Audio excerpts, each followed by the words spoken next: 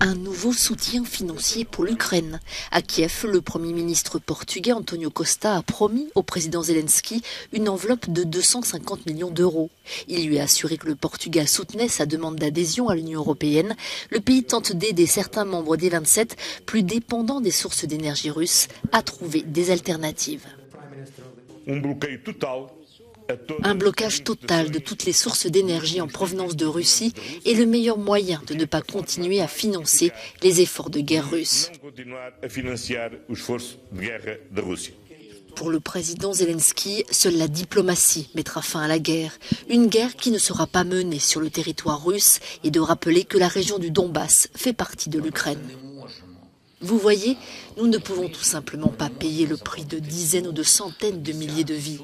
Alors nous vous demandons de nous aider. Ces systèmes de fusées à lancement multiples, qui se trouvent dans certains pays et ne bougent pas, sont la clé de notre survie. Le ministère russe de la Défense, qui fournit ces images, affirme avoir détruit un important convoi d'armes provenant des États-Unis et de pays européens dans la région de Jitomir, dans le nord-ouest du pays. Moscou poursuit son offensive dans le Donbass, dans l'est de l'Ukraine, où les combats sont intenses. Le ministère ukrainien de la Défense affirme que la situation montre des signes d'aggravation. Les forces russes assurent que la conquête de la région de Louhansk est presque achevée et concentrent leurs attaques sur la ville de Severodonetsk.